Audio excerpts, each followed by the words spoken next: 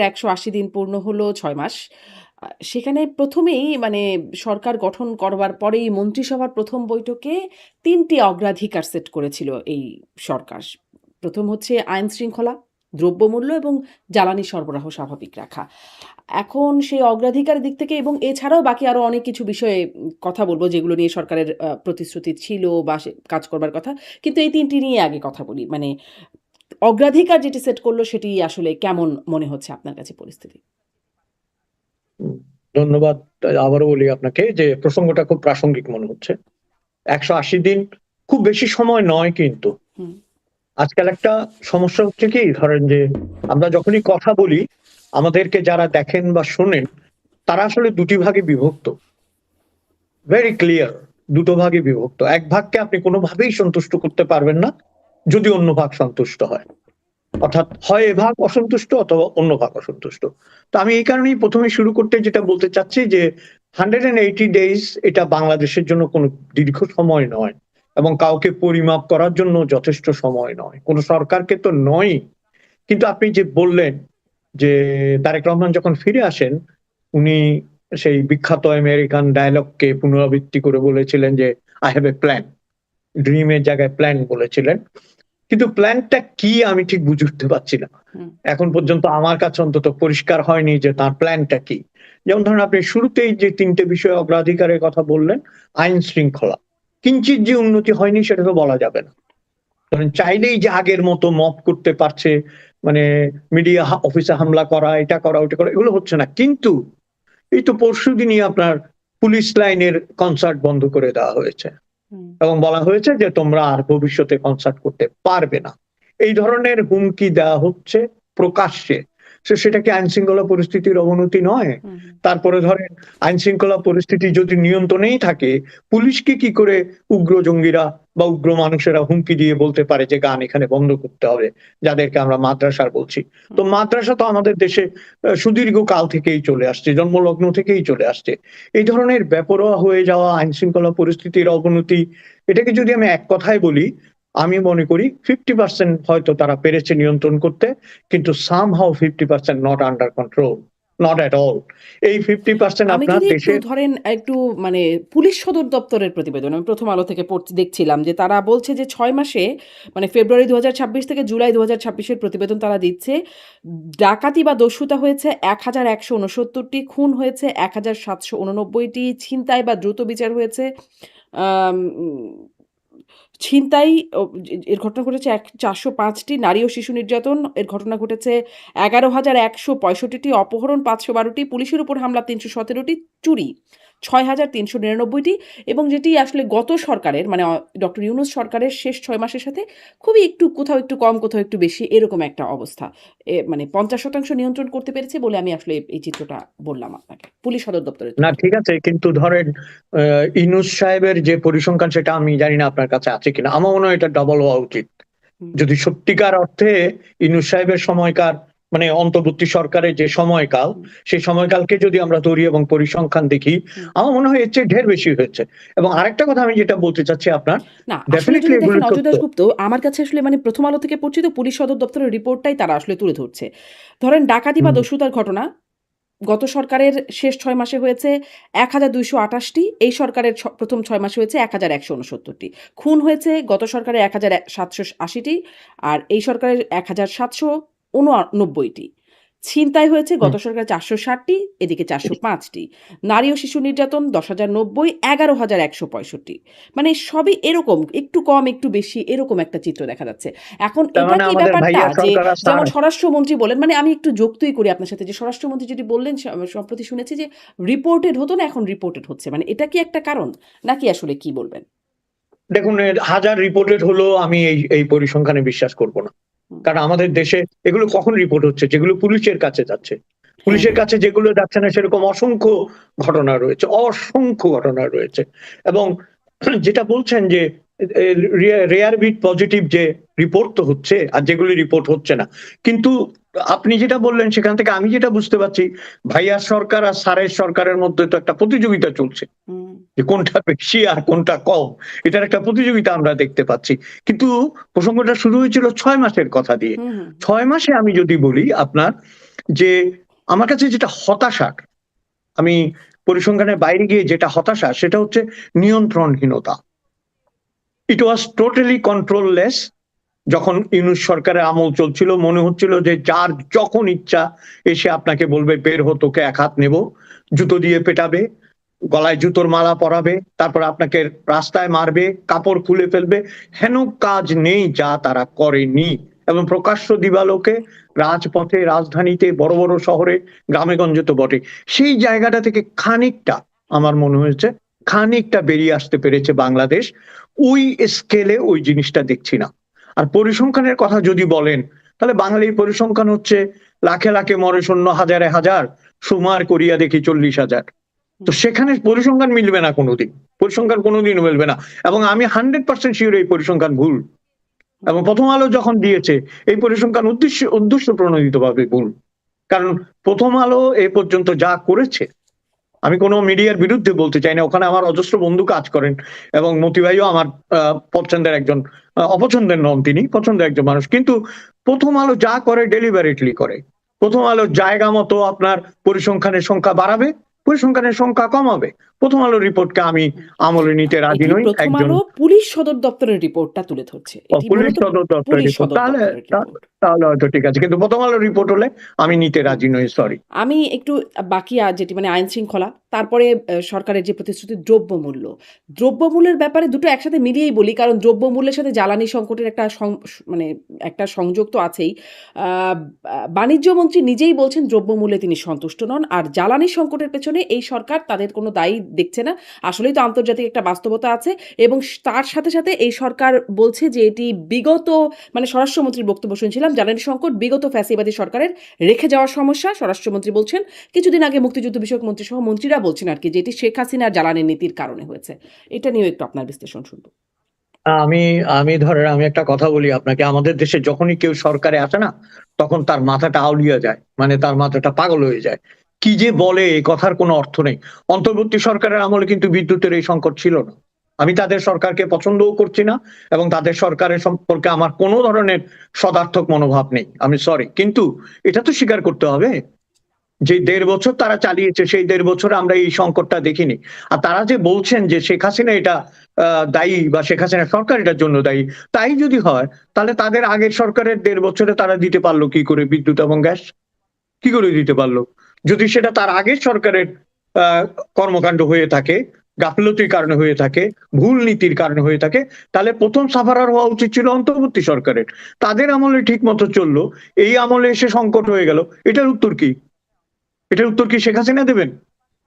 শেখ হাসিনা সরকারের সময় দেখেন, মানুষ কিন্তু বারবারই একটা কথা বলছে, এই কথাটা বুঝতে হবে। কিন্তু এই স্পন্দন, এই বার্তা, এই মানুষের এই মনের কথা, এটা বুঝতে না পারা হচ্ছে আমাদের দেশের সরকারগুলোর সবচেয়ে বড় ব্যর্থতা। ব্যর্থতা স্বীকার করার মধ্যে ব্যর্থতা নেই, ব্যর্থতা বুঝতে না পারার মধ্যেই বড় ব্যর্থতা। কারণ আপনি বুঝতে পারছেন না আপনার ব্যর্থতা কোথায়, এই কারণে আপনি এটা বলছেন। আপনি একবার বলছেন ভারত থেকে গ্যাস আনবেন, এনেছেও বোধহয়, যেটা দেখলাম খবরের কাগজে। আপনার সাথে কথা বলার আগে আমি একটু চোখ বুলিয়ে নিচ্ছিলাম। চট্টগ্রাম, ঢাকা এবং গাজীপুরের রিপোর্টটা ভয়াবহ। বলছে আপনার গার্মেন্টস ইন্ডাস্ট্রির বিভিন্ন প্রোডাকশন গ্যাসের কারণে বন্ধ হয়ে গেছে, এবং ঠিকভাবে তারা পোশাক তৈরি করতে পারছে না এবং সাপ্লাই দিতে পারছে না। আপনি দেখেন চ্যানেল ওয়াইজ এই গ্যাসের সংকট কোথায় গিয়ে দাঁড়াচ্ছে। এবং চট্টগ্রামে আমি যতটুকু জানি, আমাদের যত আত্মীয় স্বজন বন্ধু বান্ধব আছেন, অনেকদিন তারা রান্না করেছেন দিনে এক বেলা, কোনো কোনো সময় রান্না করতে পারেননি। এই ধরনের যে একটা সংকট তৈরি হয়েছে, তীব্র সংকট, সেই সংকটকে উপেক্ষা করে যখন আমাদের প্রধানমন্ত্রী বলছেন, এটা আমাকেও কষ্ট লেগেছে। আমি মনে করি যে তিনি বলছেন যে কি যেন পেছনে ফ্যান চলছে, তার মানে কি বিদ্যুৎ আছে? উনি বলছেন এটা, যে পেছনে দেখবেন ফ্যান চলছে কিন্তু আমার কাছে তারা বিদ্যুৎ চাচ্ছে। মানে উনি বলছেন যে ফ্যান চলছে মানে বিদ্যুৎ আছে, তারপরও আমার কাছে বিদ্যুৎ চাচ্ছে, এই কথাটা বলেছেন। এই কথাটা বলা তার উচিত হয়নি, কারণ এই একটি ঘটনায় যদি সেখানে 10টা ফ্যান চলেও থাকে, এটা প্রমাণ করে না যে বাংলাদেশে গ্যাস বা বিদ্যুৎ আছে।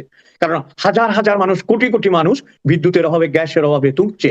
সেটাকে অ্যাড্রেস করে যদি বলা হতো, তাহলে বিষয়টা আমি বুঝতাম যে তিনি বিষয়টা বুঝতে পেরেছেন। এই যে বুঝতে পেরেও না পারা, অথবা না পারা বোঝার ক্ষমতা, এটা কিন্তু আমি মনে করি ভয়ঙ্কর একটা ব্যাপার। আমি আজকেই সকালে একটা বিষয় দেখছিলাম, সেখানে একটা কথা আমি একটু বলি। সেটা হচ্ছে কি জানেন, যে সবসময় বলা হয়, এটা এটা আমরা সকলেই জানি, যে উইজডম হচ্ছে only good thing in the world, in the life, wisdom. আর ইগনোরেন্স হচ্ছে the most evil in the life. আমরা ইগনোরেন্স দিয়ে তো আমরা কেউ দেশ চালাতে পারবো না। মানে যারা দেশ চালান, তাদের যে না, উইজডম আমরা কিন্তু আশা ধরেন করছি যে সরকার বলছে যে তাদের কোনো বিন্দু মাত্র দায় নেই এই গ্যাস সংকট বা জ্বালানি সংকটের পেছনে। মানে এই কথাটা কি আসলে অসত্য? সরকার ৬ মাসে কি করলো যে তাদের কারণে আসলে গ্যাস বিদ্যুৎ সংকট তৈরি হলো? আন্তর্জাতিক বাস্তবতা সেটা তো আমরা সবাই দেখছি। এর সাথে আর জি। কি আছে যে মানে সরকারের দায় কি আছে? দেখেন কিছু যে যার কারণে আমরা সংকটে আছি? দেখেন সরকার কি করে দায় এড়ায়, এটাই তো প্রথম প্রশ্ন। আপনি দেশের কর্তা, আপনি দেশ চালানোর দায়িত্ব নিয়েছেন, অর্থাৎ দেশের যেগুলো মৌলিক বিষয় সেগুলো সব আপনার অধীনে। আপনার একজন জ্বালানি মন্ত্রী আছে, আপনার একজন বিদ্যুৎ মন্ত্রী আছে, আপনার একজন বাণিজ্য মন্ত্রী আছে। তাহলে মিনিস্ট্রি গুলো কি কাজ করছে, কোথায় অসুবিধা হয়েছে, কিভাবে এই অসুবিধা দমন করা যায় হুম। বা অসুবিধা বন্ধ করা যায়, সেটা বের করার জন্যই তো মন্ত্রী, সেটা বের করার জন্যই তো সেই মন্ত্রণালয়, সেটাকে নিরসন করার জন্যই তো মন্ত্রী এবং সচিবরা, সেটাকে নিরসন করার জন্যই তো এতগুলো ডিপার্টমেন্ট। তাদের কাজ কি তাহলে? আমি যখন কলকাতায় ছিলাম আপনার, তখন এই আপনার উপসাগরীয় যুদ্ধ যেটা ইরানের সাথে হচ্ছে, হরমুজ প্রণালীর কারণে সেখানেও কিন্তু বিদ্যুৎ সংকট হয়েছিল, তখন মমতা ব্যানার্জি ক্ষমতায় ছিলেন। আমি দেখলাম ওদের তো আর জাদু নেই না, ওরাও আমাদের মতো উইদিন এ উইক ওটা কন্ট্রোল করেছে তারা, উইদিন এ উইক।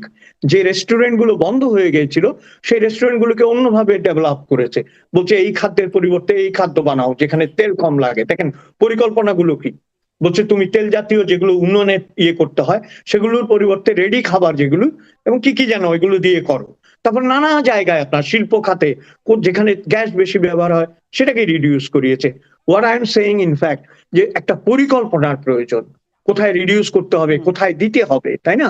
এবং আপনি বিপণী বিতান সাজিয়ে রাখবেন, গার্মেন্টস এ বিদ্যুতের সংকট হবে, গার্মেন্টস এর বিদ্যুতের সংকট হবে, সেটাকে আপনি বাঁচিয়ে রেখে মানুষকে বিদ্যুৎ দেবেন, আবার মানুষের খাদ্যের সংকট হবে। এগুলোর মধ্যে সরলীকরণ করলে তো চলবে না। এটা যে বলছেন যে সরকারের দায় নেই, হ্যাঁ সরকার হয়তো মোটার আগে এই বিদ্যুৎ সংকটের জন্য দায়ী নয়, কিন্তু এর পরিকল্পনা বাস্তবায়ন এবং বিদ্যুৎ সংকটের অভাবের জন্য তো সরকারই দায়ী। মানুষ তাহলে কাকে দায়ী করবে? জি, মানুষ কাকে দায়ী করবে মানে সরকার কাকে দায়ী করছে সেটা একটু যদি দেখেন যে সরকার তো আসলে আন্তর্জাতিক যে বাস্তবতা সেটা তো আসলে আছেই বাস্তবতা সেটি সবাই আমরা দেখছি।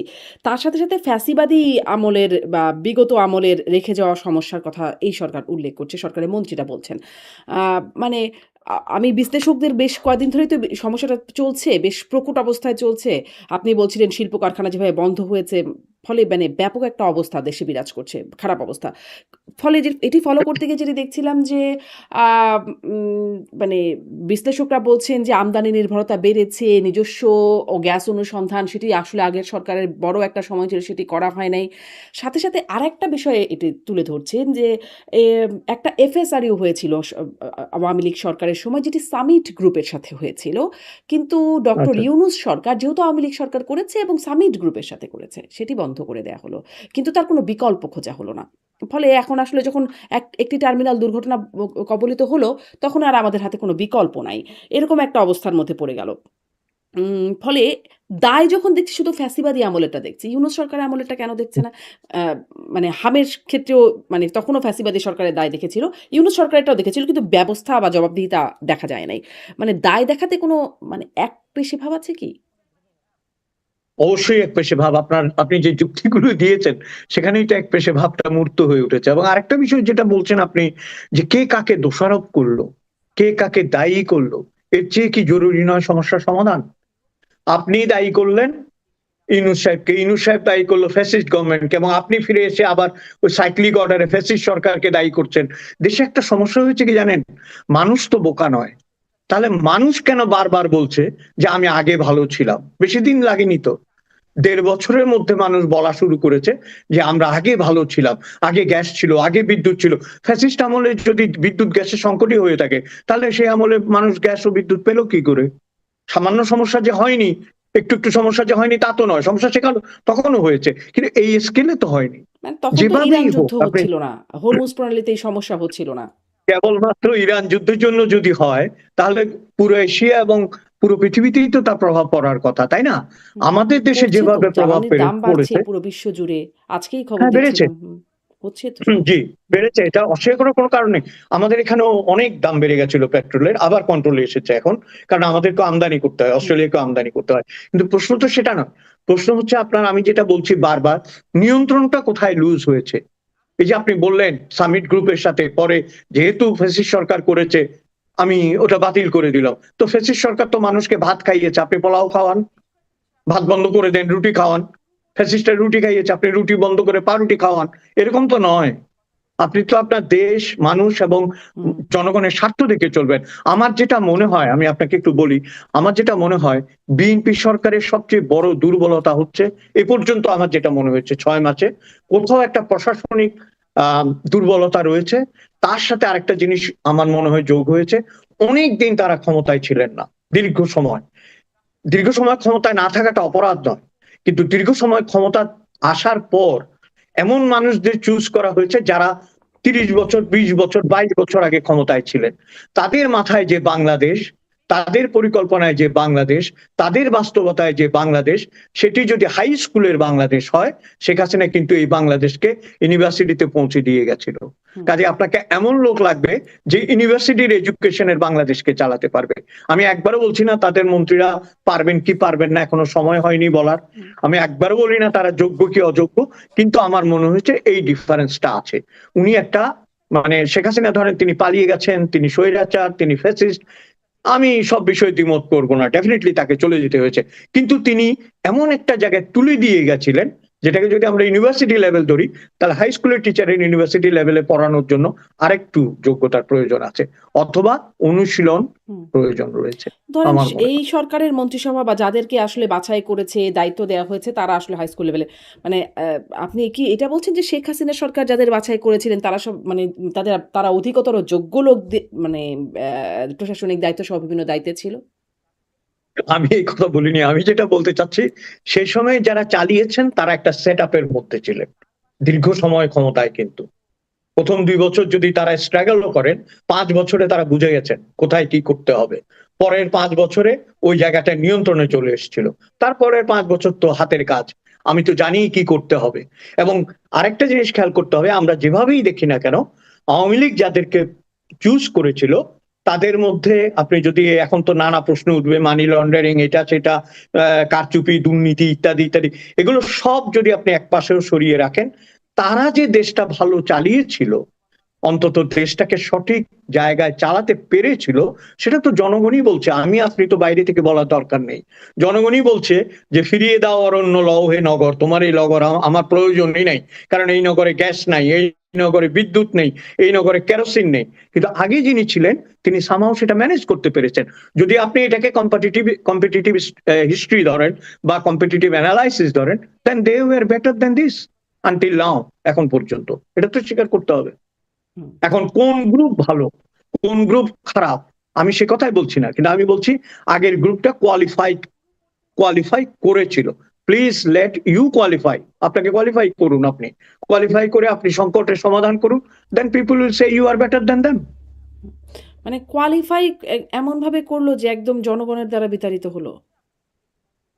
ওইটা রাজনৈতিক আলাপ, কিন্তু রাজনৈতিক আলাপ যদি করেন 100% তারা বিতাড়িত হয়েছে। এবং এমন বিতরণ কিন্তু আমরা আগে দেখিনি, যে ৩০০ মেম্বার, হুম, গ্রাম উপজেলা চেয়ারম্যান, একটা মানুষ নেই, এর চেয়ে লজ্জা হতে পারে না। আপনি যখন আমাকে বলছেন, আমি বলি, এই যে আপনার শোতে দেখি, বিভিন্ন শোতে দেখি আওয়ামী লীগের নেতারা এসে কথা বলে, লজ্জা থাকলে তারা কথাও বলতেন না। কেন কথা বলতেন না আমি বলছি জানেন? এত ক্ষোভ ছিল আপনাদের মনে, এত বিক্ষোভ ছিল, এত ক্রোধ ছিল। এখন যখন আপনারা সরকার পতন হয়েছে আপনারা বলছেন, ওই রাশিয়ার গল্পটার মতো আপনার, যে ক্রুশচেভ যখন প্রধানমন্ত্রী, ক্রুশচেভ দাঁড়িয়ে একদিন বলছেন যে আমরা স্টালিনের আমলে কথা বলতে পারতাম না। তখন ওই পলিট ব্যুরো থেকে একজন লোক মন্তব্য করলো যে কেন বলতে পারতেন না? ক্রুশচেভ বক্তৃতাটা থামিয়ে বললেন, can I please ask you to stand, যে বলেছেন তাকে কি একবার দেখতে পারি? কেউ দাঁড়ায় না। তখন উনি বললেন যে আমি কথা দিচ্ছি যে আপনার নিরাপত্তার কোনো অভাব হবে না, আপনি সাহসী মানুষ, একটু দাঁড়ান। তাও দাঁড়ায় না। তারপর বলছে আমি এখানে সবার সামনে বলছি আপনার কেশাগ্রহ কেউ স্পর্শ করতে পারবে না, একটু দাঁড়ান। তবুও দাঁড়ায় না। তখন ক্রুশ্চেভ হেসে বললেন, ঠিক একই কারণে আমরাও স্টালিনের বিরুদ্ধে দাঁড়াতে পারিনি। বুঝতে পেরেছেন? তো এখন বলছেন কথা। হুম, এবং আজকে না কালকে দেখলাম সাবেক পররাষ্ট্রমন্ত্রী ছিলেন না মবিন সাহেব, হুম, ওই যে মোমেন সাহেব উনি বলছিলেন যে উনারা কাছে ঘেঁষতে পারেননি শেখ হাসিনা। বলছে আমরা মন্ত্রী, পররাষ্ট্রমন্ত্রী আমরা কাছে ঘেঁষতে পারিনি, আমরা দূরে থাকতাম, বাহিনী সরিয়ে দিত, আমাদেরকে কথা বলতে দিত না। তার মানে কি দেখেন, ধীরে ধীরে ধীরে ধীরে যারা একনায়ক হন তাদেরকে একটা কাচের ঘরে পাঠিয়ে দেওয়া হয়, তাদেরকে আইসোলেটেড করে এমন জায়গায় নেওয়া হয় কেবল স্তাবকরা যা বলে সেটাই তারা জানে। অথচ জানেন, যখন আপনি ইতিহাসে পড়বেন, এই যে আকবর ছিল মোগলদের মধ্যে সবচেয়ে নিরক্ষর, যার অক্ষর জ্ঞান ছিল না, অথচ আমরা বলি আকবর দ্য গ্রেট। হুম, কারণ কি জানেন? হি চুজ দ্যাট কম্পেনিয়ন। তার যে নবরত্ন সভা ছিল, যেখানে হিন্দু মুসলিম নির্বিশেষে তিনি মানুষগুলোকে পছন্দ করেছিলেন, তারা চালাতো। ওই সভাসদ যদি ঠিক হয় আপনি সঠিক পথে থাকবেন। একটা ছোট্ট ইয়ে দিয়ে শেষ করি, সেটা হচ্ছে আপনার একটা চীনের একটা প্রবাদ আছে, পাখি যে আকাশে ওড়ে, পাখি যে জোট বাঁধে, কিভাবে জোট বাঁধে জানেন? পালক দেখে। অন্য পাখির পালক দেখে ও বুঝতে পারে ওটা ওর সাথে যাবে কিনা। এইটুকু তো আমরা আগের সরকারের আমলে তারা পারেনি। তো তাদের পতন হবে না তো কাদের পতন হবে? জি। একটু আসি সরকারের কথা মানে আলোচনা করছিলাম। ১৮০ দিনের কর্মপরিকল্পনার অংশ হিসেবে একটা মানে বেশ কিছু বিষয় আছে যেমন বিভিন্ন কার্ড দিয়েছে এই সরকার। আম একটা নিয়ে সম্প্রতি খুব আলোচনা হচ্ছে যে মহিলা bus service, pink bus service চালু করেছে এই সরকার। এটি আসলে কেমন উদ্যোগ আপনার কি মনে হয়? এটা তো আমজাদ হোসেন অনেকদিন আগে একটা সিনেমা করেছিল, গোলাপি এখন ট্রেনে। তো গতকালকে দেখলাম গোলাপি এখন বাসে। হুম, হুম, ট্রেনটা এখন বাস হয়ে গেছে, সব গোলাপি রঙেরা বাস উঠেছে। হুম, হুম, দেখুন, আমি কোনো জিনিসের শুরুতে নেগেটিভ এবং বিরোধিতা করতে অপছন্দ করি, কারণ এটা একটা প্রক্রিয়া। এখন প্রশ্ন হচ্ছে, আমি বিভিন্ন মন্তব্য দেখলাম, বিভিন্ন ধরনের ডিফারেন্ট টাইপস অফ ওপিনিয়ন ভেসে বেড়াচ্ছে এবং অনেকগুলো লজিক্যাল। যেমন জিজ্ঞেস করছে যে এদেরকে নিয়ন্ত্রণ করবে, মানে বাসের ড্রাইভারকে কে নিয়ন্ত্রণ করবে, কন্ডাক্টরকে কে নিয়ন্ত্রণ করবে। বলছে ঢাকায় তো মারামারি হওয়া একটা ন্যায্য ব্যাপার, সবসময় মারামারি হয়, ন্যায্য কথাটাই বলছে যে এটা হবেই। তখন এর গায়ে তো হাত তুলতে পারবে না, কারণ মহিলা ড্রাইভার, তার মানে কি ওর গায়ে হাত তুলবে? এই ধরনের কথাবার্তা আসছে। কিন্তু কিন্তু আমার কাছে যেটা আহ মানে প্রশ্নবোধক যেটা, সেটা হচ্ছে যে মহিলাদের জন্য আলাদা বাস চালু। তার আগে একটু বলি, কলকাতায় কিন্তু ট্রেনে মহিলাদের আলাদা বগি আছে, আপনি হয়তো জানেন হুম। যে এখানে আমি বহু দেশে দেখেছি এটা, লেডিসদের আলাদা বগি থাকে, শুধুমাত্র মহিলারা উঠবে। কিন্তু তার মানে এই নয় যে অন্যান্য বগিগুলোতে মহিলারা উঠতে পারবেন না, খেয়াল করবেন। কিন্তু অন্যান্য বগিতেও মহিলারা উঠতে পারবেন, কিন্তু এই দুটো বগি স্পেশালি তাদের জন্য দেওয়া হলো। তো সেটাতে একটা সমতা আছে, মহিলা পুরুষ একসাথে যাচ্ছে, দুটো বগি মহিলাদের দেওয়া হয়েছে বা একটা বগি দেওয়া হয়েছে। এখানে পুরো বাসটাই হচ্ছে মহিলাদের। তো এটার পেছনে ধরেন আমরা সন্দেহ করছি কেন, যারা সন্দেহ করছে তাদের কারণ হচ্ছে পুরো দেশটাতেই কিন্তু মহিলা এবং পুরুষকে ভাগ করে ফেলা হচ্ছে, এবং মহিলাকে নানাভাবে ক্ষুদ্রতে ক্ষুদ্র ভাবে ভাগ করা হচ্ছে, জেন্ডার ওয়াইজ ভাগ করা হচ্ছে, তারপরে পোশাক ওয়াইজ ভাগ করা হচ্ছে, তার বয়স ওয়াইজ ভাগ করা হচ্ছে, নানা ধরনের। এবং এইটাকেই আমরা কিন্তু প্রচ্ছন্ন মৌলবাদ বলি। বিষয়টা খুবই স্পর্শকাতর, কিন্তু বলতে আমি বাধ্য হচ্ছি, এটা একটা প্রচ্ছন্ন মৌলবাদের একটা পরিণতির মতো। যে কারণ আমরা তো আপনার কি বলে ঘর পড়া গরু, সিঁদুরে মেঘ দেখলেই আমরা ভয় পাবো। আমি কিন্তু শুরুতেই বলেছি যে আমি পজিটিভ, যে এ ধরনের একটা বাস চালু হয়েছে, অসুবিধা কি, চলুক না ঢাকায়। হ্যাঁ, এই যে বলছে মেয়েটা বলছে আমি এমএ পাস কিন্তু আমি বাস চালাতে এসেছি, আই স্যালিউট ইউ। বলছে আমি ডিগ্রি পাস, হুম। আমি কন্ডাক্টর হয়েছি, আই স্যালিউট ইউ টু। মানে কি, সামাজিক বেড়াজাল গুলো ভেঙে যাচ্ছে, ডিগ্রি পাস করে কেরানি হওয়ার চাইতে এটা হতে চাইছে, এটা তো অভিনন্দনযোগ্য। কিন্তু যখন আমি সামাজিক প্রেক্ষাপট বিবেচনা করছি, তখন আমার ভয় হচ্ছে যে আপনি জামাতের ফাঁদে পা দিচ্ছেন না তো? যারা চাইছে যে মেয়ে মেয়ে বলেছে না, আমি কি কথাটা এমনি এমনি বলছি, এরাই তো বলেছে যে মেয়েদের নাচ মেয়েরা দেখবে, ছেলে আর মেয়েদের মধ্যে পর্দা থাকবে, এরা এই ক্যান্টিনে খাবে, এরা এই ক্যান্টিনে খাবে। আমরা কি টিএসসি সেই তে আলাদা ধরনের করে কোনো ফিমেল জোনও চালু হয়েছে কিন্তু। টিএসসি তে চালু শুনেছি হয়েছে? সম্প্রতি, হ্যাঁ। দেখেছি, আমি ছবিতেও দেখেছি ফেসবুকে যে চালু হয়েছে। এবং নট অনলি দ্যাট, কোথায় আপনার মনে আছে কিনা ওই যে পাগলদের আমলে গত ১৩ বছরে যে উন্মাদরা আমাদের দেশকে চালিয়েছিল, তাদের আমলে কাওয়ালি গানের মধ্যে পার্টিশন দিয়ে দিয়েছিল। হুম, যে এদিকে তোমরা শুনবা, এদিকে আমরা শুনবো। কিন্তু মুশকিল হচ্ছে কি জানেন, এই পর্দাটা আবার 501 নম্বর রুমে থাকে না। হুম। যখন কেউ 501 নম্বর রুমে যায়, তখন কিন্তু পর্দাটা নিয়ে যায় না, তখন কিন্তু অন্য ধরনের কাহিনী হয়। তো আমি কাহিনী অন্য জায়গায় নিতে চাই না। আমার কথা হচ্ছে, গোলাপি বাসটি যদি সৎ উদ্দেশ্যে হয়ে থাকে, যে আমাদের দেশে আরেকটা কথা আছে, নারীরা পুরুষদের সাথে বাসে যেতে যদি 50 বছর কষ্ট না হয়, হঠাৎ করে নতুন করে কষ্ট হবে কেন, হুম। বা নতুন করে বিব্রত হতে হবে কেন তাকে বাসে উঠতে হলে?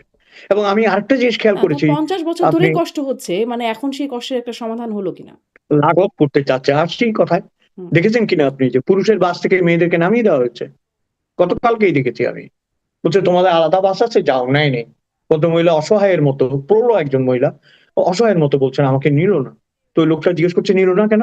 বলছে তোমাদের বাস আছে, তোমাদের বাস আসো, নিও না। এই যে চলে গেল। দেখেন, division has already been created এবং শুরু হয়ে গেছে এটার এফেক্ট। কিন্তু আমি তারপরও বলবো যে আমি শুরুতেই নিন্দা করতে চাচ্ছি না। আমার মনে হয় এটাকে একটু সময় দিতে হবে। কিন্তু আমার আবার ভয়ের কথা বলছি আপনাকে, লুৎফর রহমান সরকারের আমলে বিকল্প বাস চালু হয়েছিল। আরো অনেক অনেক বিষয় আমরা বাংলাদেশে এক্সপেরিমেন্টাল ওয়েতে চালু হয়েছিল, যেগুলো টেকেনি। হুম। যদি মহিলাদের বাস, মহিলাদের সম্ভ্রম, মহিলাদের গতি, মহিলাদের কমফোর্টের জন্য সার্ভাইভ করে, আমি সবচেয়ে বেশি খুশি হব। জি। মানে আমি এই জায়গাটায় মনে হয় যে নারীদের নিরাপত্তা, নারীরা তো আসলেই খুবই অনিরাপদভাবে রাস্তায় চলাফেরা করতে হয়। তাদের অনেক হয়রানির শিকার হতে হয়। ফলে তাদের জন্য বিশেষ একটা নিরাপত্তা বলয় কেন তৈরি করা যায় না? পুলিশি ব্যবস্থা আ বা তাদের হয়রানি হলে তার জন্য দ্রুত সেখানে শাস্তিমূলক ব্যবস্থা, সেটি কেন করা যায় না? মানে কতগুলো জায়গা নারীদেরকে আলাদা করবে। ফিমেল জোন, ফিমেল বাস, ফিমেল হাসপাতাল, সব সব নারী চিকিৎসক, নারী নার্স, তারপরে ফিমেল শিক্ষা প্রতিষ্ঠান। এভাবে সবকিছু ফিমেল করতে, করতে ফিমেল দেশ, ফিমেল সরকার প্রধান, এদিকে পুরুষদের জন্য পুরুষ সরকার প্রধান। আস্তে, আস্তে কিভাবে করতে, করতে নারীদের জন্য আলাদা ইউনিভার্সই করে ফেলতে হবে কিনা আমাদের। আ যাই হোক, একটু আরো কিছু বিষয়ে আসি। আপনি এই বিগ বাস প্রসঙ্গেও বলছিলেন। সাথে, সাথে আপনি বলছিলেন যে প্রচ্ছন্ন মৌলবাদ কিনা। এখন মৌলবাদ থেকে যেটি আস্তে, আস্তে আরো ডালপালা মেলে যেটা জঙ্গিবাদের দিকে চলে যায়, সেখানেও একটু খবর আছে যে সম্প্রতি সময়ে বেশ কিছু খবর হচ্ছে যে বোমা আতঙ্ক। দেশে বিভিন্ন জায়গায় বোমা বিস্ফোরণ, এই ধরনের খবর দেখা যাচ্ছে। এবং যারা ৫ই আগস্ট বা ওই সময়কালীন দেশ জেল থেকে পালিয়েছে বা তার পরবর্তী সময়ে জামিনে মুক্তি পেয়েছে বা একেবারেই ছাড়া পেয়েছে, কোথাও, কোথাও দেখছিলাম যে বোমা রমিজান, জুয়েল ওস্তাদ, তাদেরকে এখন খুঁজছে পুলিশ। যারা ওই সময় আ মানে আওয়ামী লীগ আমলে তারা বিরোধী মতাদর্শী, বিরোধী রাজনৈতিক দলের নেতাকর্মী হিসেবে পরবর্তী সময়ে ছাড়া পেয়ে গেছে। কিন্তু তাদেরকে এখন পুলিশ আবার খুঁজছে। এই একটা অবস্থা। আবার দেখছিলাম যে জাতিসংঘ সতর্ক করেছে, বাংলাদেশে আল কায়দা ঘাঁটি গড়ার চেষ্টা করছে। আরেকটু বলি, স্বরাষ্ট্রমন্ত্রী যিনি আম আগেই বলেছিলেন যে দেশে জঙ্গিবাদী তৎপরতা নেই। ফ্যাসিবাদী আমলে রাজনৈতিক ফায়দা হাসিলের জন্য জঙ্গিবাদ শব্দটি ব্যবহার করা হতো। যিনি এটি বলেছিলেন তিনি আসলে এই জাতিসংঘের এই সতর্কতাটাকেও আমলে নিচ্ছেন না। আসলে কি মনে হয়? জঙ্গিবাদ, জাতিসংঘের যে সতর্কবার্তা, বোমা আতঙ্ক, কি অবস্থায় দেশ? দেখুন, জাতিসংঘ তো খামাখা একটা সতর্কবার্তা দেবে না। তাদের কাছে নিশ্চয়ই এ বিষয়ে কাগজপত্র আছে, প্রমাণ আছে। নাহলে এতদিন পরে তারা হঠাৎ করে বলছে কেন যে তোমার দেশে জঙ্গিবাদ হয়েছে? এখন দেখেন, এটাও তো একটা ভীষণ স্পর্শকাতর বিষয়। এগুলো নিয়ে কথা বলাও কিন্তু বিপজ্জনক। কিন্তু আমি যে কথাটা পরিষ্কার করে বলতে চাই, বাংলাদেশে জঙ্গিবাদ কি নতুন কিছু? শেখ হাসিনা এটাকে নিয়ন্ত্রণ করতে পেরেছিলেন। হুম, সামহাও তার কঠোর মনোভাব, তার সরকারের ইন্টারন্যাশনাল পলিসি এবং তার সরকারের যে যারা কাজ করেছে মাঠ পর্যায়ে, তাদের নিশ্চয়ই ঐকান্তিক ইচ্ছা ছিল, যে কারণে এগুলোকে দমন করা গিয়েছিল। কিন্তু তারপরও হলি আর্টিজান থামানো যায়নি। হুম, তারপরও আপনার মতিঝিলে যে শাপলা, সেটা থামানো যায়নি। তারপরে অনেক কিছু হয়েছিল দেশে, অনেক অনেক, সেগুলো কঠোরভাবে নিয়ন্ত্রণ করা হয়েছিল। আমি মনে করি এই সতর্কতাকে যিনি উপেক্ষা করছেন কিংবা বলছেন সত্য নয়, তিনি আমাদের মঙ্গলের জন্য বলছেন না। কারণ বাংলাদেশে এটা নতুন করে বলার কোনো প্রয়োজন পড়ে না, মৌলবাদ আছে কি নেই। আপনার যে হারে মূর্তিগুলো ভাঙা হয়েছে, দেখেন সেখানেও কি আইরনি, কি ধরনের একটা কৌতুক। বলছে আমরা মূর্তি আমাদের জন্য হারাম, ভাস্কর্য আমাদের হারাম, এই কথা বলে বঙ্গবন্ধুর মাথার উপর উঠে তাকে জুতো দিয়ে মারা হয়েছে। দেখেছেন লজ্জা? এই লজ্জার বিপরীতে জুলাই জাদুঘরে মূর্তি স্থাপিত হয়েছে। এটার ব্যাখ্যা কি? কিসের ব্যাখ্যা এটা? আপনি ওই জায়গায় বলছেন আমি মানি না, এই জায়গায় আপনি তার মূর্তিকে বলছেন এটা হালাল। এটা অদ্ভুত না? এবং আরেকটা যে বলি আপনাকে, যে জঙ্গিবাদের কথা আপনি যেটা বলছেন, অন্তত 101টা প্রমাণ আছে যে বাংলাদেশে জঙ্গিবাদের প্রভাব আছে, জঙ্গি আছে, ছদ্মবেশে হোক আর প্রত্যক্ষ হোক আছে। এবং ইউনূস সরকার, অর্থাৎ যেটা অন্তর্বর্তী সরকার, তারা যখন প্রথমে আসলো, টোটালি ললেস একটা কান্ট্রি, সেখানে সবাইকে মুক্ত করে দেওয়া হয়েছিল জেলখানা থেকে। ওরা কোথায়? আপনি যেটা নিজেই বললেন, পুলিশ তাদের খুঁজছে। কতগুলোকে খুঁজবে, কতগুলোকে ধরবে? এরা সবগুলো দাগী। হিজবুত তাহরীর কথা আপনি জানেন, বিভিন্ন প্রতিষ্ঠান আছে, এবং এরা যে কোনো সময়, এরা ইউনিফাইড। আমি ইউনিফাইড না, আমরা হচ্ছে স্বতন্ত্র স্বতন্ত্র স্বতন্ত্র, খালি ভাগ ভাগ ভাগ। এরা কিন্তু ইউনিফাইড, এক কথায় এরা এক হয়ে যাবে। এবং আমরা যদি সত্যি আমাদের দেশকে ভালোবাসি, আমাদের কাছে সবচেয়ে বড় থ্রেট হচ্ছে এই জঙ্গিবাদ বাংলাদেশের। এবং যে কথাগুলো আমরা এতক্ষণ ধরে বলেছি, তার মধ্যে একটা কথা লুকিয়ে নেই, যে সব মানুষের অন্তরে, বিশেষ মানে সব বলবো না, সরি, অধিকাংশ যুবক যুবতী এবং যাদেরকে আমরা নিউ জেনারেশন বলি, তাদের ভেতর একটা পরিবর্তন ঘটেছে। ধর্মের নামে, ধর্ম উন্মাদনার নামে, ধর্ম ব্যবসার নামে এমন একটা বীজ ঢুকিয়ে দেওয়া হয়েছে যে বাংলাদেশে, আমি মনে করি ব্যক্তিগতভাবে, এটা বলা অত্যন্ত সংকট, মানে আমি মনে করি সংকটের মধ্য দিয়ে যেতে হবে আমাদেরকে, যদি এটা না করি। কারণ বাংলাদেশের আন্তর্জাতিক বাস্তবতা, ভৌগোলিক বাস্তবতা, প্রতিবেশী সুলভ বাস্তবতা এবং জঙ্গিবাদ একসাথে যায় না। Afghanistan is a different country, তার বর্ডার গুলি অন্য দেশের সাথে। আনফরচুনেটলি আমাদের বর্ডার, অর ফরচুনেটলি আমাদের বর্ডার আইদার ইন্ডিয়া অর বার্মার সাথে। আমাদের কিন্তু ভুগতে হবে যদি আমরা নিয়ন্ত্রণ না করি। আপনি বলছেন যে এই যে নতুনদের মধ্যে বা নতুন প্রজন্মের মধ্যে একটা বীজ ঢুকিয়ে দেওয়া হয়েছে। কিন্তু আবার এটাও বলছেন শেখ হাসিনার সময় আসলে নিয়ন্ত্রণ করা গেছিল। এই তরুণরা তো বা নিউ জেনারেশন জেন জি যাদের কথা বলছেন তারা তো আসলে জন্ম থেকে বড় হওয়া মানে আসলে সেই ১৭ বছরের সময়কালীন বা অন্তত বেড়ে ওঠাটা সেই সময়কালীন। ফলে বীজ ঢুকিয়ে দেওয়া হলে তো সেই সময়টাতেই হয়েছে। মানে তাহলে আসলে ঠিক শেখ আছে, হাসিনা কি আমি নিয়ন্ত্রণ করবে? আমি আপনাকে আমি আমি আশা করছিলাম এটা আপনার কাছে। আসলে এই গত যে 17 বছর বা 16 বছর তারা রাজত্ব করেছেন, তারা এই কালসাপ পুষেছেন। ফনা তুলতে দেননি, কিন্তু পুষেছেন। কিভাবে পুষেছেন এটার একটা ব্যাখ্যা হওয়া উচিত। কিভাবে পুষেছেন? ইনস্টিটিউশন গুলো করেছেন, শক্তি দিয়ে দমন করে পুষেছেন।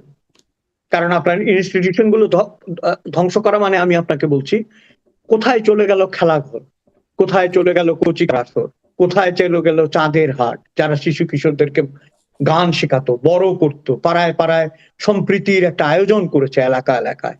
কোথায় চলে গেল যুব ইউনিয়ন, কোথায় চলে গেল উদীচী, কোথায় চলে গেল ছায়ানট? খালি পয়লা বৈশাখে অনুষ্ঠান করা ছায়ানট। এই আপনার প্রতিষ্ঠানগুলো এমন মানুষের দ্বারা নিয়ন্ত্রণ করা হলো বা নিয়ন্ত্রিত হলো, যারা নিজেদের চেয়েছে নিজের মঙ্গল, নিজেদের ফ্লারিশমেন্ট, নিজেদের পদক। আজকে এগুলো বলতে হবে। এমন মানুষকে পদক দেওয়া হয়েছে, এমন মানুষদের পদবি দেওয়া হয়েছে। শিল্পকলার কথাই ধরেন, লিয়াকত আলী লাকী বছরের পর বছর ওই জায়গাটা আঁকড়ে ছিলেন এবং শিল্পকলার সর্বনাশ করে দিয়ে চলছেন। আমি একটা নাম বললাম, এরকম প্রচুর আছে। এই যে প্রতিষ্ঠানগুলো ধ্বংস করা, এই প্রতিষ্ঠানগুলো ধ্বংস হয়েছে আওয়ামী লীগ আমলে নেই। একদিন রাত্রে আমি একটা টক শো করছিলাম অনেক আগে, আপনার এরকম একটা ইয়েতে, বাংলাদেশের একজন স্বনামধন্য প্রফেসর, আমি নাম বলবো না, তার বয়সে খুব চমৎকার বাংলা বলেন। আমি যখনই বলছিলাম তিনি ঘুরেই আমাকে প্রতিবাদ করছিলেন। আমি বলছি যে এই যে 14-15 বছর ধরে বড় হওয়া, এরাই তো এই আমলে বড় হয়ে এগুলো শিখেছে। আপনি ওই কুমিল্লার ঘটনাটার পর, ওই যে কুমিল্লায় পূজা নিয়ে যেতে হয়েছিল, ওটার পর তাই হচ্ছে আওয়ামী লীগ এটাকে কিভাবে সমর্থন করছে, কিভাবে এটাকে সহ্য করছে। উনি আমাকে বলছেন সমাধান হয়ে যাবে, চারিদিকে মুজিব মুজিব বলছে। তো আমি হচ্ছে, আপনি চারদিকে মুজিব দেখছেন, আমি কিন্তু দেখছি চারদিকে মুজিব কোড। এবং এই মুজিব কোড খুলে নিতে খুব বেশি দেরি হবে না। 5ই অগস্টের পরে সব মুজিব কোড খুলে গেছে, খেয়াল করেনি? একসাথে সবগুলো মুজিব কোড খুলে গেছে।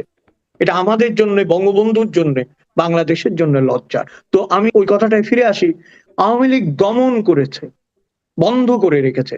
একটা ছোট্ট উদাহরণ দিই আপনাকে, পানি যেখান থেকে গত হয় ফ্লো থাকে, চাপা দিয়ে রেখেছেন, কোনো কারণে যদি চাপাটা খুলে যায় তা এমন ভাবে বেরোবে না, যেটাকে আমরা বিস্ফোরণ বলি, হ্যাঁ, পথের মতো বেরোবে। কিন্তু ওই জায়গাটা যদি মানে ছিপি দিয়ে বন্ধ না করে যদি নিয়ন্ত্রণ না যেত, কি দিয়ে নিয়ন্ত্রণ করবেন? সাহিত্য। সর্বনাশ হয়ে গেছিল সাহিত্যের। যে পদক পায় সে সাহিত্য করে, আর যে সাহিত্য করে সে পদক পায় না, এরকম একটা পরিস্থিতি তৈরি হয়েছিল। সংস্কৃতি খালি শো অফ।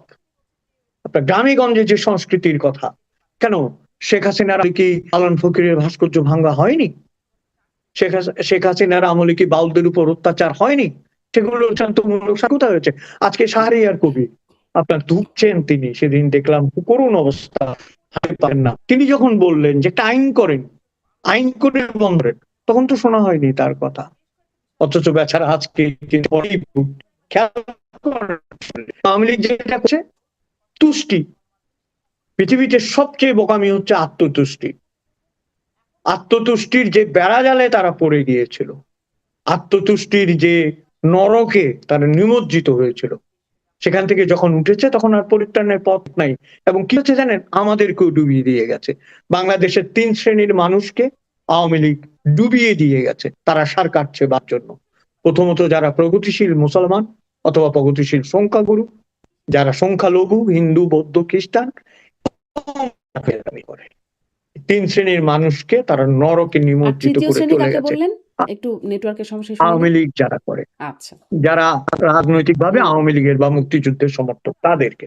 তো আপনি দেখেন, কিন্তু আমি যদি এখন নির্মম ভাবে বলি, আপনি পরিবার, আপনার পরিবারের সকল মানুষ, আপনার সমস্ত নেতা নিরাপদে চলে গিয়েছেন, এবং যেখানে আছেন সেখানে আর যা কিছুর অভাব থাক, টাকার অভাব আছে শুনি নাই, কিন্তু যারা আছেন তাদের কথা ভাবেন। এবং আমি আপনাকে একটা কথা, আপনি যখন প্রসঙ্গ তুলেছেন, আমি নির্মম ভাবে বলছি, you cannot win a war with a defeated soldier. আপনি পরাজিত সেনাপতি দিয়ে যুদ্ধ জয় করতে পারবেন না, আপনার স্ট্র্যাটেজি বদলাতেই হবে। জি, পরাজিত সেনা দিয়ে আসলে যুদ্ধ জয় করা যায় না, একটা মানে এই পরামর্শ তারা নেন কিনা দেখা যাক। কিন্তু তারা বলছেন এই মানে তারা আসলে পরামর্শ নিচ্ছেন কিনা আপনি নিশ্চয়ই সেটাও পর্যালোচনা করছেন, যে তারা বলছেন তারা ফিরবেন। মানে শেখ হাসিনা বলছেন ডিসেম্বরের মধ্যেই ফিরবেন, আগেও ফিরতে পারেন। এখন এই তার যে সেনাপতিদের দল, সেখানে তো কোনো পরিবর্তন দেখা যাচ্ছে না। তাহলে কি পরাজিত সেনাদেরকে দিয়েই আসলে আবার নতুন করে চেষ্টা করছেন? আর সেই বাস্তবতা আসলে কতটা এখন সত্যিকার অর্থে আছে যে ডিসেম্বরের মধ্যে দেশে ফিরবেন?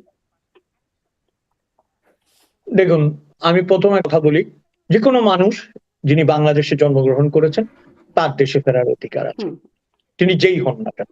কারণ আপনি আমেরিকায় থাকেন, আপনি জানেন যে যারা যে দেশে জন্মগ্রহণ করে তাদেরকে চাইলে দেশ বের করে দিতে পারে না, কারণ তাহলে তো সে কান্ট্রিলেস হয়ে যাবে, পরিচয়হীন হয়ে যেতে পারে না। আমার দেশের যে মানুষ, শেখ হাসিনাই হোক আর তসলিমা নাসরিনই হোক আর মৃত দাউদ হায়দারি হোক, সকলেরই অধিকার ছিল, আছে এবং থাকবে দেশে যাওয়ার। কিন্তু ক্ষেত্রটা ঘটেছে, তাকে তো আইনের মোকাবেলা করতে হবে। কারণ তিনি চলে যাওয়ার পর প্রায় 3 বছর হতে চলেছে, তাই তো? 2.5 বছর 3 বছর হতে চলেছে, হোয়াট এভার।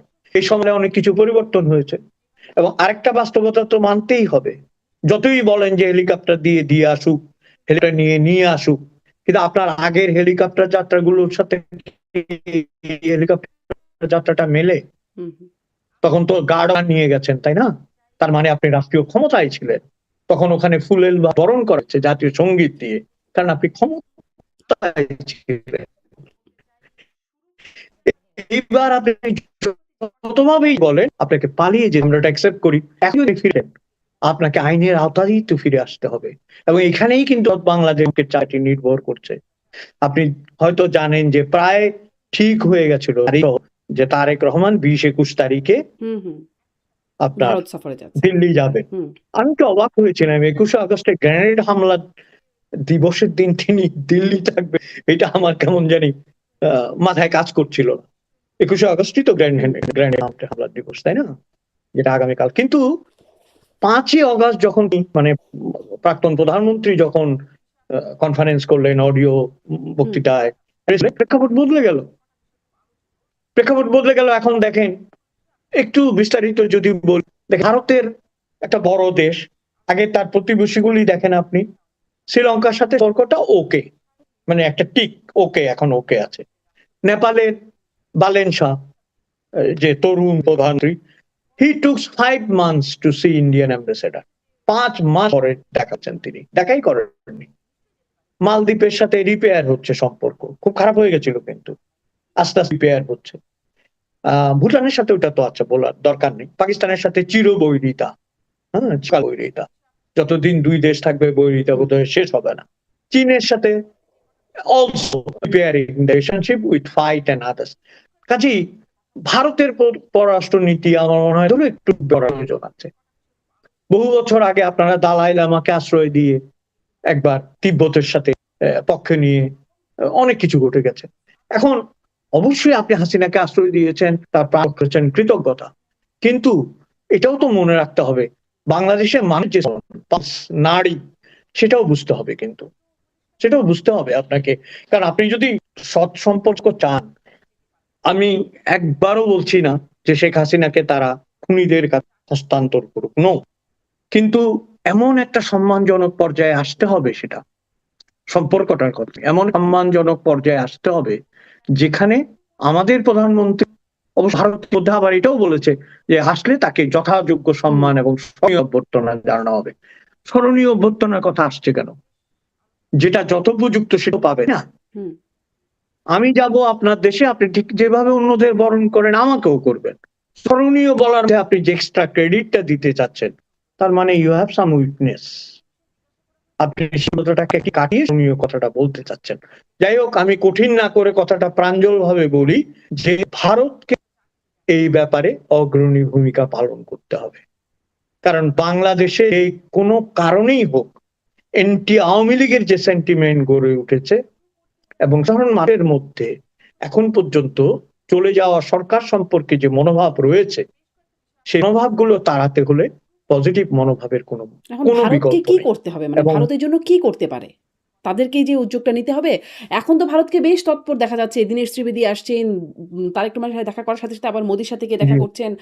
খুব যে আপনি বললেন যে অভ্যর্থনা দেয়া হবে, উষ্ণ অভ্যর্থনা পাবেন, সেটি বলা হচ্ছে, বা স্মরণীয়, খুবই হ্যাঁ। তারা অধীর আগ্রহে অপেক্ষা করছেন। এই ধরনের শব্দ তারা ব্যবহার করছেন।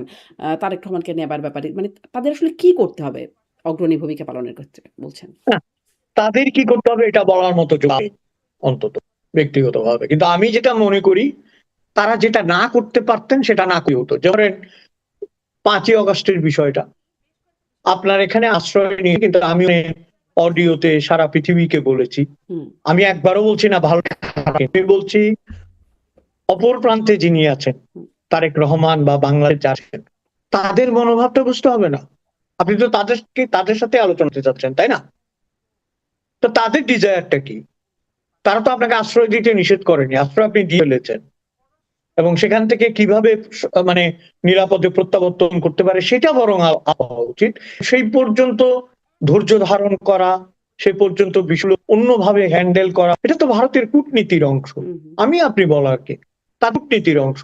কিন্তু যে কথাটা বাংলাদেশ বলেছে, ইট গট মেরিট, আমি মনে করি এটা পয়েন্ট আছে। আপনি একদিকে বলতে দিচ্ছেন আবার আমাকে বলছেন স্মরণীয় দেবেন, তাহলে তো আমার তো দুটো কথা দিচ্ছে না। এটা বলার অধিকার আছে তার। কিন্তু আমি আবারও বলছি, শেখ হাসিনা যদি সেইভাবে কথা বলতে পারেন, তাহলে তাকে উন্মুক্ত করে দেওয়া হোক সেখানে। ওকে, ফাইন, তিনি তারপরে তার গ্রামে যাবে, না গেলে নাই। হুম, দ্বৈততা নয়, স্বচ্ছতা। আমি তাকে আশ্রয় দিয়েছি, রাজনৈতিক আশ্রয়, তিনি এখান থেকে কথা বলবেন, দ্যাটস ইট। তুমি আসলে আশ্রয় নেই, এটা তো বলছেন না, এটা বললেন। অথবা বলেন যে না, আমি আশ্রয় দিয়েছি কিন্তু রাজনৈতিক কর্মকাণ্ড নাই, তোমার সাথে আড্ডা হবে, কিভাবে প্রত্যাপন করা যায়। আপনি উই ভারতের নিড এ কথা ক্লিয়ার বলছেন। ভার্সন। হ্যাঁ, ভারতের কথা বলছেন যে ভারত জি, আসলে একটা একটা মানে খুব স্বচ্ছ অ্যাপ্রোচ দিচ্ছে না। বাংলাদেশের ব্যাপারটা আসলে আপনি কিভাবে দেখছেন? যে বাংলাদেশে আপনি বলছিলেন যে আ ৫ই আগস্টের পরে পরিস্থিতি চেঞ্জ হলো। কিন্তু তারপরে তো আবার একটু আমরা ধরুন ১৪-১৫ তারিখের খবরও যদি দেখি, বিবিসি বলছে যে তারেক রহমানের ভারতে যাওয়ার প্রস্তুতি প্রায় নিশ্চিত।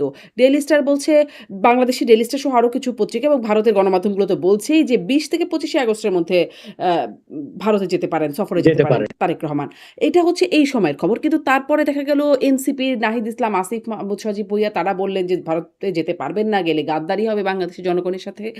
এবং তারপর তার দুদিন পরে আবার পররাষ্ট্র মন্ত্রণালয় জানাচ্ছে যে অনুকূল পরিবেশ তৈরি হতে হবে, ভারতকে যেতে হলে শর্ত হিসেবে আছে শেখ হাসিনাকে ফেরত দিতে হবে। আসলে পরিস্থিতি দ্রুত পরিবর্তন হয়ে যাচ্ছে নাকি? কি হচ্ছে পরিস্থিতির ভেতরে? হ্যাঁ, এবং এখন পর্যন্ত কিন্তু আমরা যখন কথা বলছি আমরা শিওর না তিনি যাবেন কি যাবেন না। হুম, হুম, আমরা কিন্তু জানি না, হুম। কারণ অনেকগুলো নিউজ কিন্তু।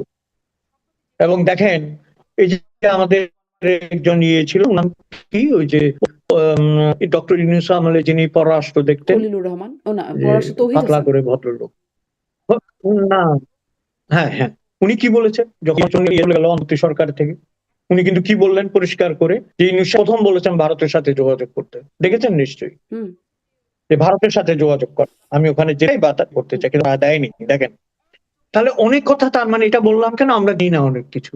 আমাদের কাছে যেটা পোট্রে করা হয়েছিল যে ইউনূস পাত্তাই দিচ্ছে না ভারতকে, হুম, হ্যাঁ পাত্তাই দিচ্ছে না, আমার প্রয়োজনই নাই ভারতের, এরকম একটা অ্যাটমসফিয়ার ক্রিয়েট করা হলো। তো এই ভদ্রলোক বলছেন যে প্রথমেই তাকে রিকোয়েস্ট করা হয়েছে কল ইন্ডিয়া, এবং তিনি বলছে যে ইন্ডিয়া রেসপন্ড করছে না, ইন্ডিয়া তার মতবাদ বদলাবে না এত তাড়াতাড়ি, লাভ নেই, আমি চেষ্টা করেছি, এই কথাগুলো বেরিয়ে এসছে।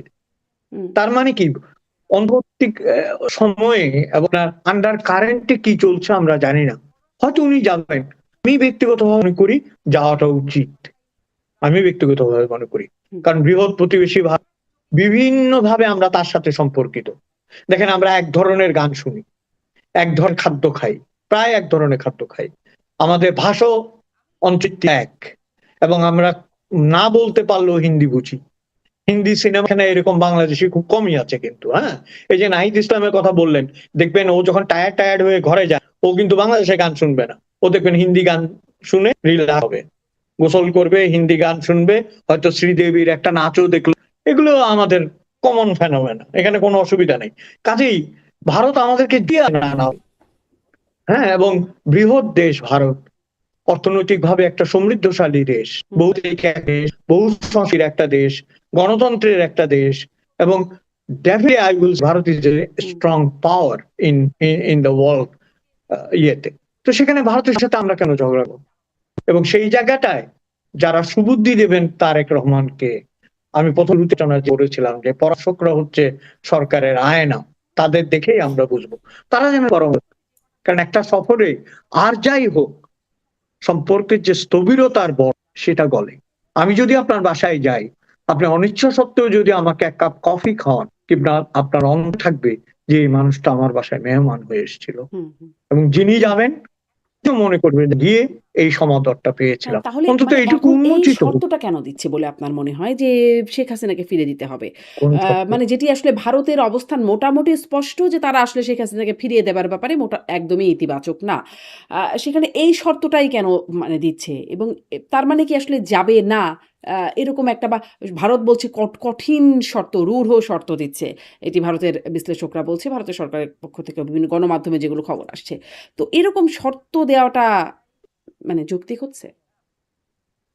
এই সত্যটা কিন্তু আমরা জানছি মিডিয়া, এবং এই সত্যটা আমরা জানছি কিন্তু উপরের প্রচারে, ভেতর দেওয়া হয়তো জানি না, শর্ত আদৌ দেয়া হয়েছে কিনা তাও কিন্তু আমরা জানি না। এবং পররাষ্ট্র যদি মন্ত্রণালয়ের আপনি ব্রিফিং আবার থেকে তো বলছি, শুনতে পারছি যে এরকম বলছে তারা হ্যাঁ ঠিক আছে, বাংলাদেশে। স্বরাষ্ট্র মন্ত্রণালয় তখনকার এর সাথে পরে যখন উনি নেমে গেলেন, একটু আগে যাকে কোট করলাম ওটা মিলেছে।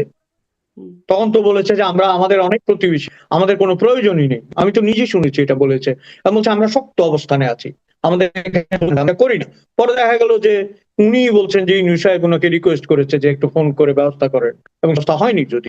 কিন্তু আমি আবারও বলছি, যে শর্তই হোক, হাসিনাকে ফেরত দেওয়া শর্তটা একটা ঠিক শর্ত, কিন্তু শুধুমাত্র রাজনীতি কি ভারতের সাথে আমাদের সম্পর্ক?